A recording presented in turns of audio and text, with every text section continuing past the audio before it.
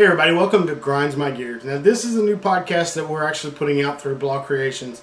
You guys know me from other podcasts that I do, everythingblaw.com.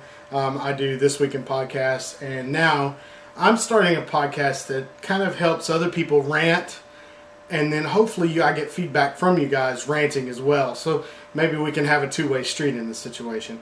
Today's podcast, I'm actually going to talk about a couple things that have happened over the past couple weeks that I really think that need to get out. So let's get started. 2 weeks ago, an article came out from TechCrunch from Twitter. Now this guy hacked into Twitter's email source. We'll get into that later. But then sent all these documents over to Twitter to TechCrunch, to basically, hey, look, this is what Twitter's doing.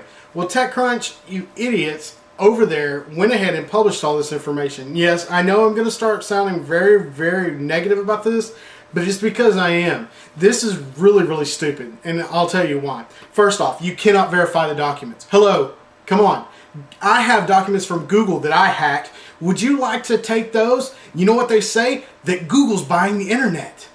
No, come on, just be smart about this. First off, you know these couldn't be verified until Twitter actually came out and said, my bad, yes, they're ours. But you know what? I still think it was a stupid idea to run them, and you shouldn't have even touched them. I would have just put them away and go, yes, there was documents leaked, yes, we have them, but we're not going to put them out there.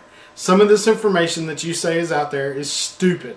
There's no reason for us to know that. I think that Twitter should have had their day and their cake to say, hey, we have 1 billion users. But not now, because you guys decided to go ahead and put it out there.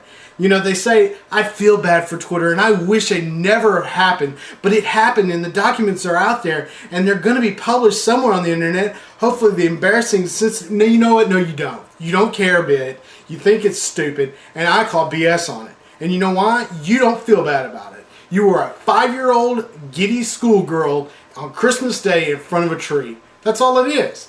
You were happy as could be. And I can almost guarantee it, Internet, that we're going to see the rest of these sensitive documents published on TechNet, on TechCrunch, or another article somewhere, because it's a slow news day and they don't have anything else to do.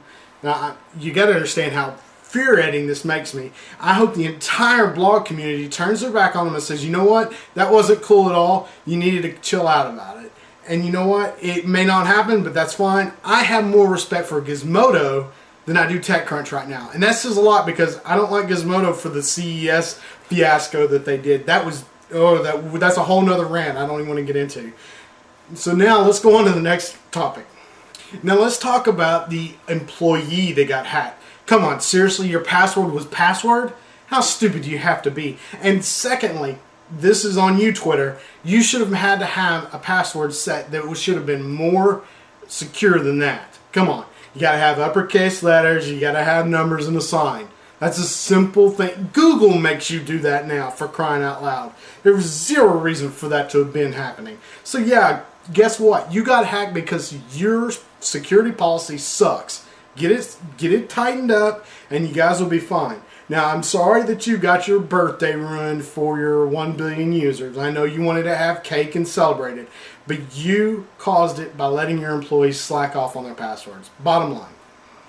Now, I'm going to go to my last rant. Okay, this rant is actually a little more local than you guys nationally, as far as I'm concerned. This is a letter that I'm actually writing to somebody, okay? So just follow me along here in your head, okay? I know that's hard to do sometimes. Okay, here it is.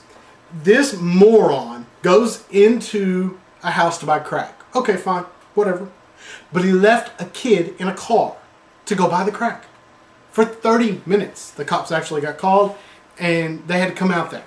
They had to get a locksmith to come out there and unlock the car, because they didn't have any other way. Of course, they could have broken the window, but I don't get in the middle of that.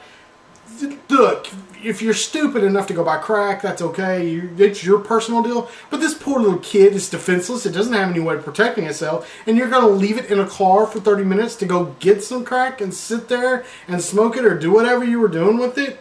Guess what? I believe that you should be in that freaking car in the middle of the Dallas heat and getting baked like there's no tomorrow. And I don't mean by crack.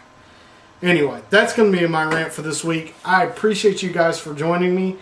Send your actual responses here either on YouTube or through Seismic here on the website. And we'll be talking to you guys next week. This is Nick for Grind My Gears.